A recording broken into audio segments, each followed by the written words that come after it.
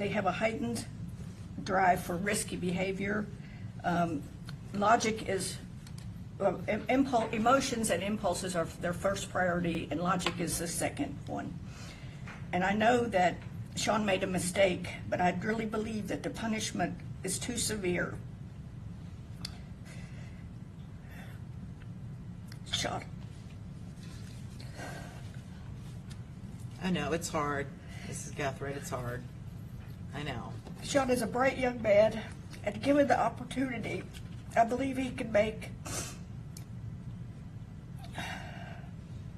an outstanding role model for younger people. He's a strong Christian, and he is liked by his peers as well as adults. This one event should not define the rest of his life. Thank you. Thank you. All right. And Mr. Gathright, do you wish to say something? Yes, ma'am. Okay.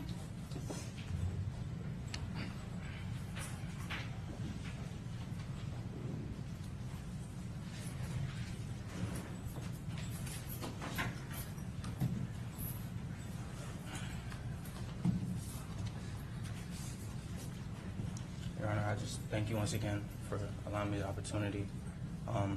I prepared just a little something. I worked kind of pretty thoughtfully on it, so I just ask that you allow your discretion for me to. Yeah, no, go ahead. Thank you. As long as it's respectful. Yes, ma'am. All right. Here we are, being sentenced for the murder of Charles Jones on the day he was killed 2 years later. Now, some may say this is just a coincidence, but I believe that nothing has been, is, or ever will be left up to chance, and that everything in this world is predestined. And there are many biblical promises of that belief holding true. Jeremiah 1:5 says, "Before you were formed in the womb, I knew you. Before you were born, I set you apart." Jeremiah 29:11 says, "I know the plans I have for you, plans for good and not for disaster." And Romans 8:28 says, "We know all things work together for good to those who love God and are called to his purpose." And there are many more just like them. God has full sovereignty over our lives. He chooses our times of peace and prosperity, our times of joy and laughter. But he also chooses our traumas and our tribulations, not to punish and tear us apart, but to strengthen our character and our faith. Everyone wonders how and why I ended up in a situation like this, despite growing up with a loving family, nice home, multiple opportunities, and promising potential. Some act as if is it impossible or unheard of for someone like me to find themselves in a situation like this.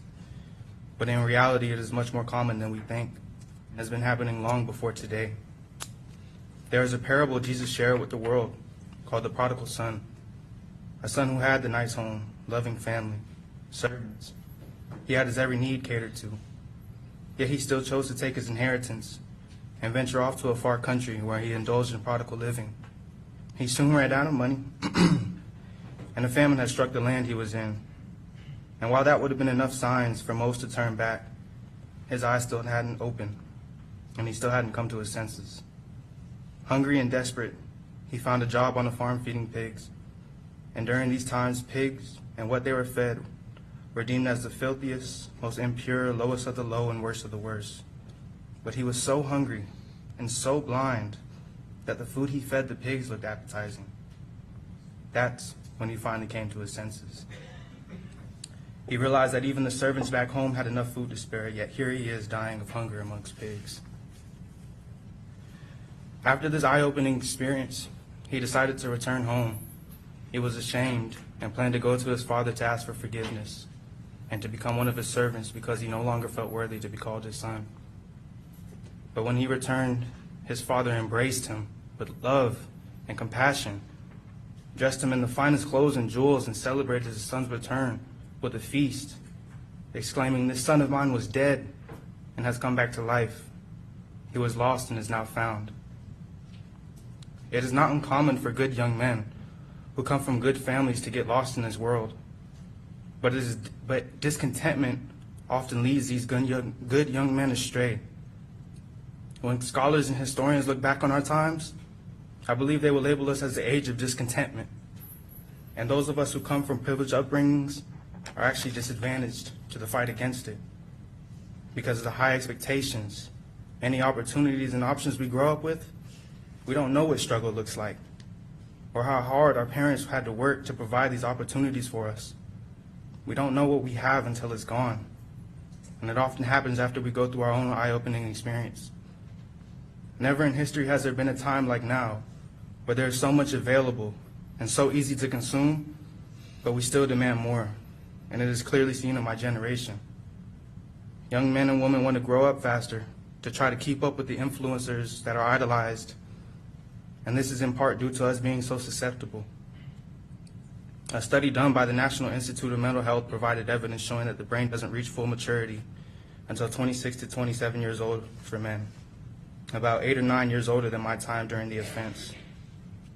But society knows this, and that's why laws set age requirements on certain activities, amenities, and substances as a way to protect adolescent adults.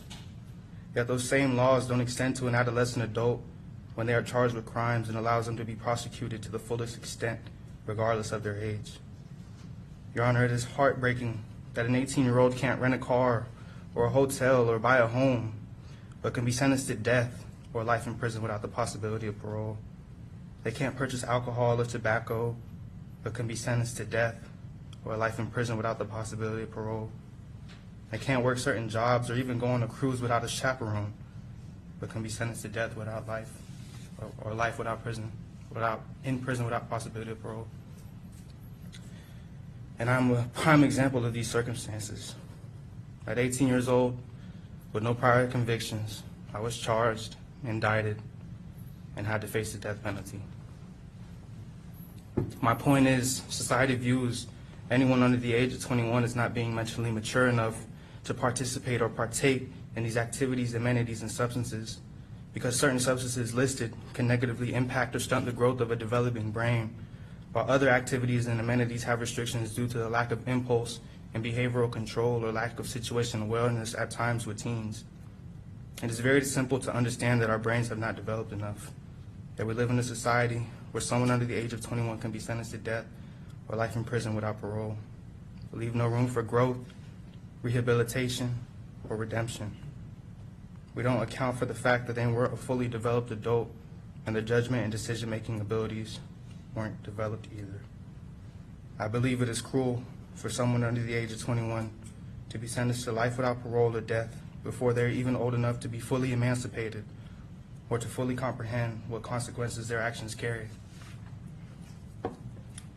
I say all this because I want to see change. Change for those whose fates were sealed long before they were born. Change for the prodigal sons and daughters who ventured off too far in the world and got lost. Change for those who haven't reached full maturity or unlocked their full potential as adults. Change for the ones who never had the option to go around, over, or underneath, but straight through their obstacles. In spite of my current circumstances, I still trust in all those biblical promises. And I believe that I am exactly where God planned for me to be, a plan He created long before I was born. It is also my belief that this chapter of my life will propel me to a much greater purpose than what we see here today, because my journey has just begun. Thank you. Thank you, Mr. Gathright. All right. Does Davion Murphy wish to say anything, or anyone on his behalf? He's indicating no. Okay. Mr. Davion Murphy has no comments. Yet. Okay. And Mr. Petratus, on behalf of Mr. Chance, does he wish to say anything?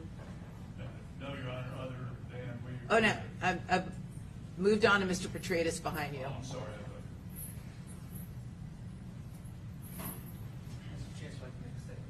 Okay, sure, come on up. Again, as long as it's respectful.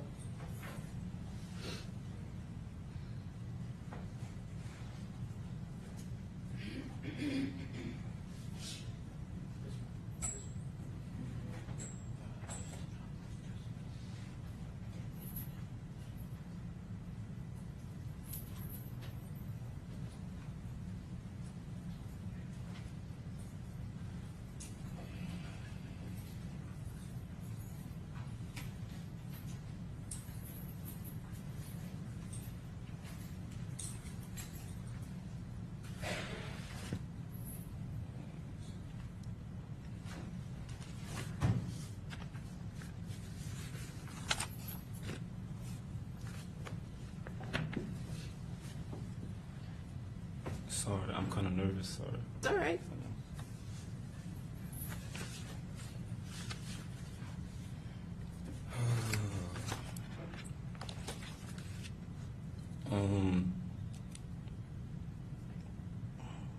Sorry, Judge. What I did right, Sean kind of covered like how predominantly what I did right. Okay. And my lawyer just told me I couldn't talk about a lot of things. So Well, you just need to be careful. If you start talking about the facts of the case, you could end up creating more evidence against you, so that's probably his concern. So I just want you to be aware of that. But even if you're repeating what Mr. Gathright said, you still have the right to say it. So I don't want you to feel that you can't talk just because Mr. Gathright already said it. okay. All right. I don't even have or know the right words to say that can rectify the intense severity of how I am situated currently, corresponding to my sentencing right now. I don't think anyone with a reasonable mind frame could adjust their conscience to the reality of something this absurd, especially being this young. This is harder than what I intended. I'm gonna be honest. I feel like our appearances here were more political based than solely on our 6th and 14th Amendment, which guarantees our right to a fair trial with an impartial jury for each defendant. Being that, I'm not gonna say,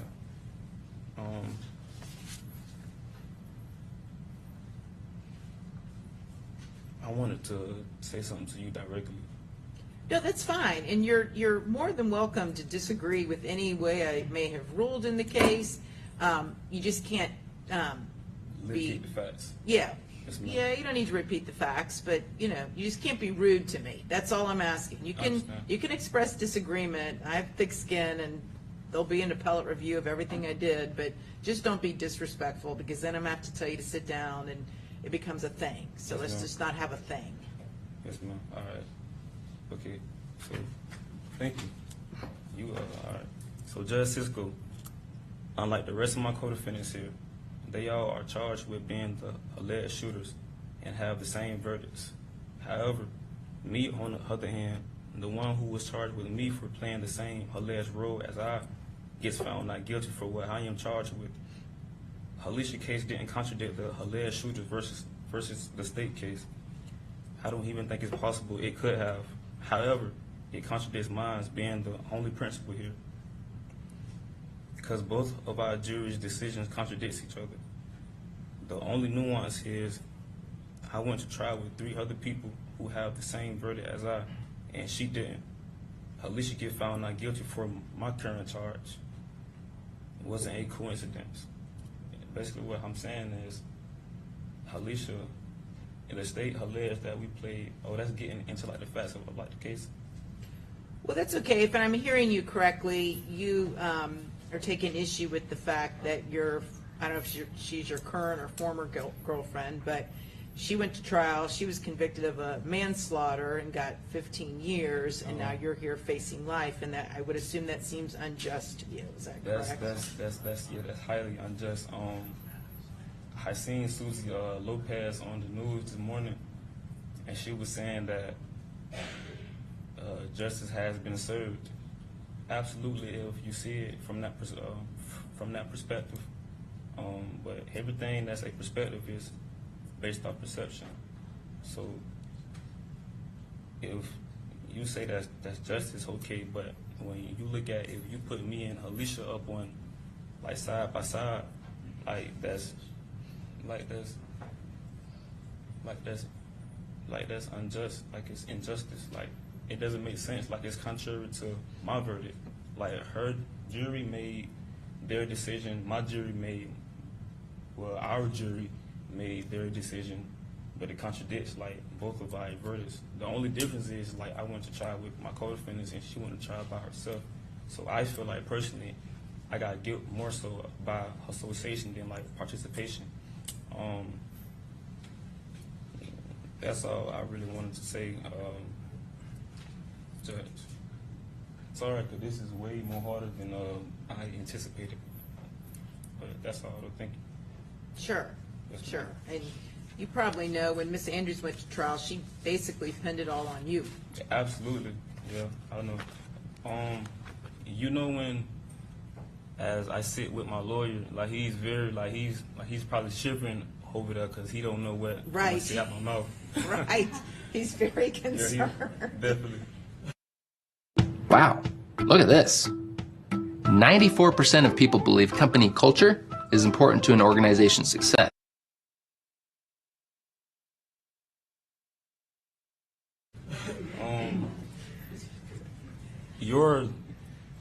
A lot of people don't know, but before you go to trial,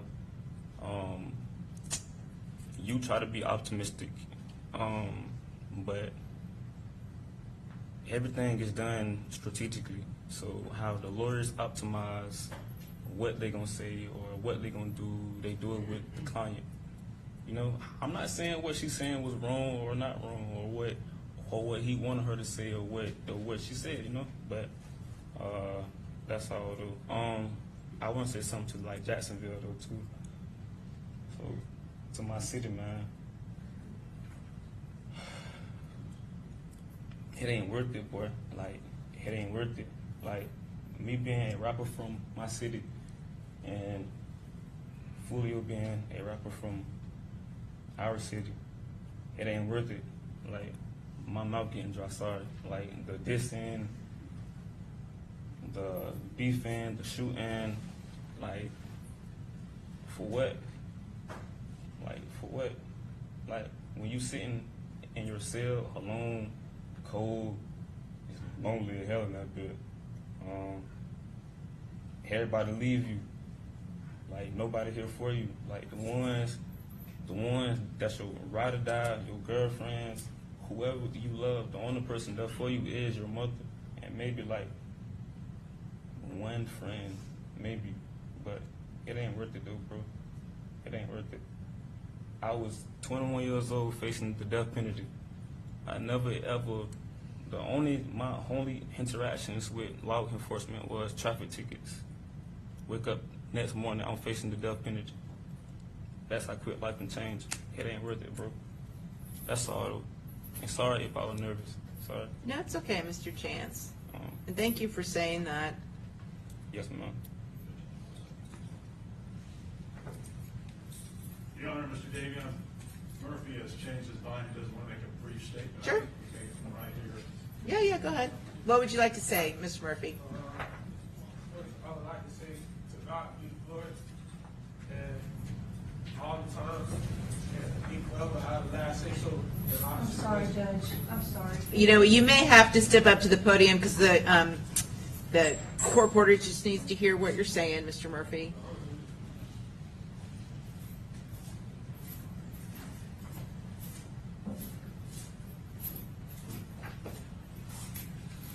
As I was saying, yeah, a little different from up here.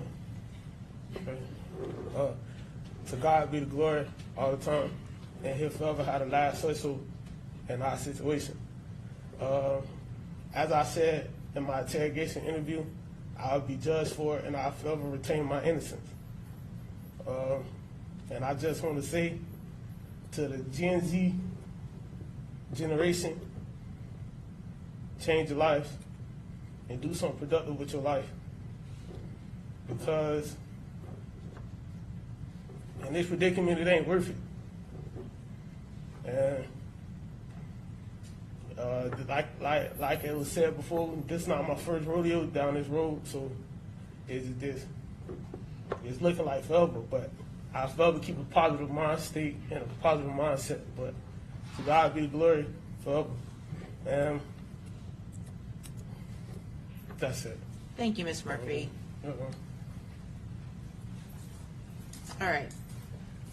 Mr. Rashad Murphy, anything you want to say or at all? You don't have to. Just giving you the final chance. I love everybody. Okay. So you know. Okay. All right. Very good. All right. So a couple things before I pass sentence. First of all, I want to commend the lawyers again. I know I did it at the close of the trial, but this was a massive case. I mean, it's by far the longest case, the most intricate case, the most difficult case that I've ever handled in almost 24 years. And I know for you all as well, it had to have been, I can't even imagine the Herculean task of all the evidence and sorting through it. And you all always conducted yourselves with the utmost professionalism. And I just want to again express my gratitude for that, how seriously everyone took the case. I never ever have to worry about any of the lawyers before me ever not abiding by the rules of professional conduct. I never have to worry about you being disrespectful to me or to witnesses or to each other. I never have to worry about the attorneys misleading me on the law. And it's rare that that happens, but when it does, and it has happened recently, it does make me very grateful for lawyers that know what they're doing and that practice with the utmost professionalism. So I do want to just thank you all for that so much.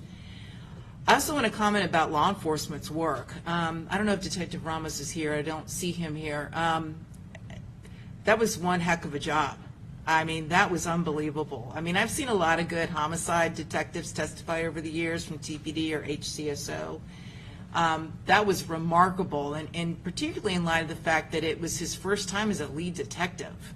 I mean, and he had an encyclopedic knowledge of this case. I mean, it was, I'm talking about massive amounts of information that he could recall instantly. If you're so profitable, why do you sell a course? Well, you know what? Here you go. I don't care. It's all free. I'm giving it away. We have like 6 different courses in here. The same strategies that made me a full-time trader. And we have like 24,000 members. And Not every law enforcement agency and not every homicide detective solves this case. Not everyone does, but he did. I mean, he was tenacious and thorough and so impressive. And if I were at TPD, I'd give him some kind of award for the job that he did, because it was really, really good. He made the whole agency look good. I also want to comment, Detective Taylor Klein, also, who had the foresight to go pull that video from the McDonald's, which was a key part of evidence in this case. And really the cooperation amongst law enforcement in the state of Florida, it's really remarkable. I want to commend the Jacksonville Sheriff's Office, the gang unit. I think it's a 12-member unit. And just based upon what I know anecdotally about the situation in Jacksonville, I don't know that it has improved, but a 12-gang unit just doing their best to deal with all of the gang violence in that community, that a lot is asked of them. And specifically, I want to note Detective Nader and Detective Draback. They again, worked tirelessly on this case. They worked hand in glove with Detective Ramos, and again, Detective Draback having the wherewithal to know to go into the Walmart and pull the video like that. That's good old-fashioned detective work that really yielded results for the state of Florida. I also want to commend the cooperation with the Polk County Sheriff's Office, the Gwinnett County Police Department, and I believe it was at Putnam County that found that provided the telephone for Darius Beals. Was that the Clay County Sheriff's Office? I mean, it really is remarkable. And again, in not every state in the United States of America do you have agencies that work that well together with a common goal. So I mean, that part of it was just very, very, very impressive. I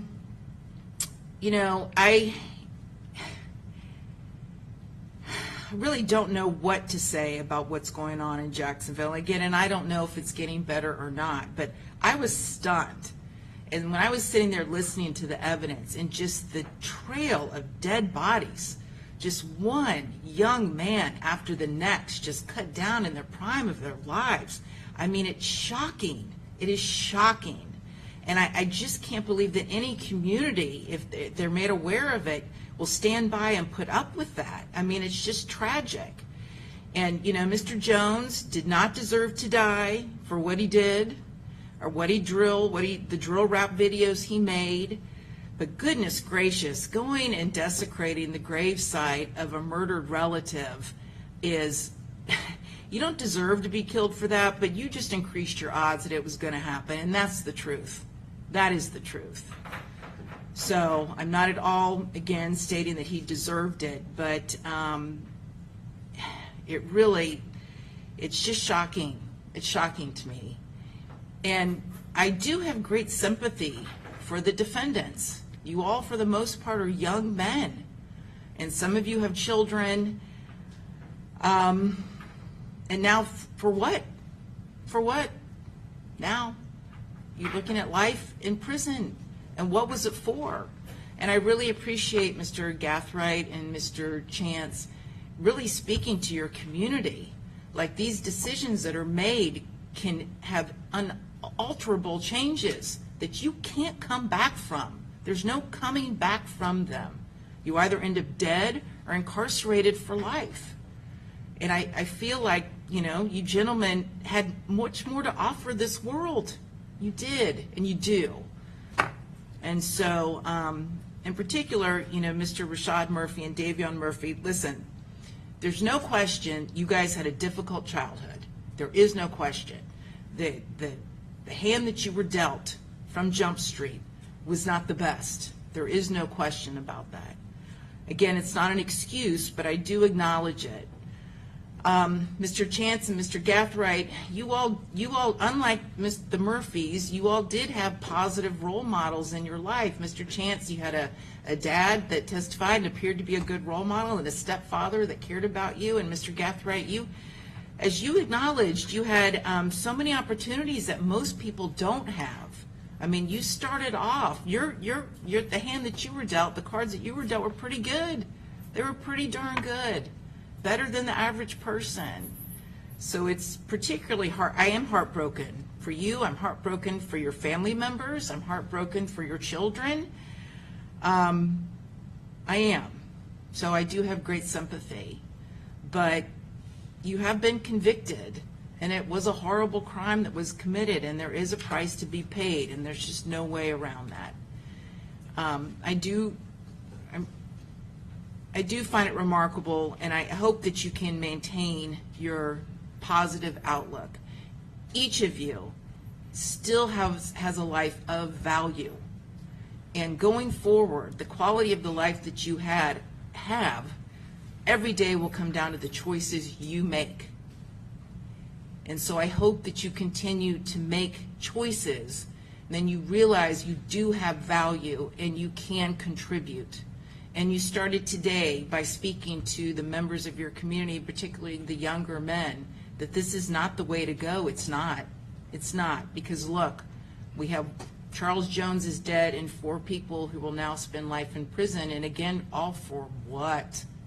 For what? Nothing. Over nothing. Turf warfare, drill rap videos. I mean, it really is nothing. So one thing I found that when I was listening to the testimony, I think when Robert Howard testified, he testified that Jacksonville was the new little Chicago. And I almost fell out of my chair because I can't even imagine anyone in Jacksonville wanting that comparison. So I was curious. I looked it up, and who knows if this is accurate, but apparently in Chicago last year, there were 406 homicides. A quarter of that was gang-related. That's about 104 people dead. Poof, gone. For what? For what? So, I just want you all to know that, and I really do hope that, at least in the community of Jacksonville, that there are serious changes. I don't know why this scourge of gang violence has cropped up. I have no idea. I really am not familiar with Jacksonville. I don't know the whys, but I hope that the community does come together to end it, because Jacksonville just can't keep losing so many young men cut down in the prime of their lives. Can't do it. Continue doing it. So, okay. Anything further before I pronounce sentence? No, Your Honor. Nothing for, nothing on behalf of Rashad Murphy. Your Honor. No, Your Honor, on behalf of Davion Murphy. All right, so, Mr. Chance, I'm going to start first. I'm going to adjudicate you guilty. Count 1, sentence you to mandatory life without the possibility of parole. Count 2, I will adjudicate you guilty, sentence you to life to run concurrent with count 1. Mr. Gathright. On count 1, I will adjudicate you guilty, sentence you to life without the possibility of parole. You also have a 20-year minimum mandatory sentence. On count 2, the conspiracy, I will sentence you to 30 years in prison to run concurrent. Count 3, attempted murder in the second degree, I will sentence you to 30 years Florida State Prison with a 20-year minimum mandatory sentence, again to run concurrent with all other counts. On count 4, attempted murder in the second degree, adjudicate you guilty and sentence you to 30 years prison with a 20-year minimum mandatory sentence, again to run concurrent with all other counts. Count 5, adjudicate you guilty, sentence you to 30 years Florida State Prison with a 20-year minimum mandatory sentence, again to run concurrent with all other counts. And on count 6, adjudicate you guilty, sentence you to 5 years Florida State Prison, again to run concurrent. And again, for you and Mr. Chance, giving you credit for all time served. As to Davion Murphy, Mr. Davion Murphy, I will adjudicate you guilty of first-degree premeditated murder, sentence you to life in prison without the possibility of parole, and you will have a 20-year minimum mandatory sentence as part of the life sentence. Count 2 on the conspiracy, adjudicate you guilty, sentence you to life to run concurrent. On the attempted murders, counts 3, 4, and 5, I will adjudicate you guilty of each of those, sentence you to life in prison with a 20-year minimum mandatory sentence on each, again to run concurrent with all of the other counts, and again giving you credit for all time served. And finally, Mr. Rashad Murphy, I will adjudicate you guilty of murder. We spent millions on this new system and adoption numbers are terrible. Why? Because no one knows how to use it. Murder in the first degree, sentence you to life in prison without the possibility of parole, and you will also receive a 20-year minimum mandatory sentence. On count 2, conspiracy, adjudicate you guilty, sentence you to life in prison to run concurrent with count 1.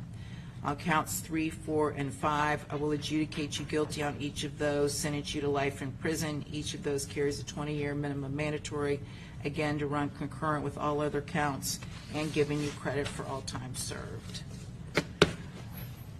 All right, anything further? No, Your Honor. I do wish you gentlemen the best, I really do, to make the most of your lives going forward. And you do have 30 days to appeal the judgment and sentence of this court. All right, thank you all, we're concluded. Court adjourned.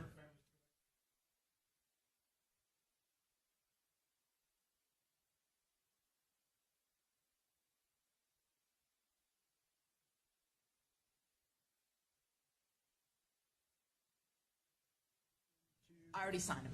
Thank you, Your Honor. Yeah.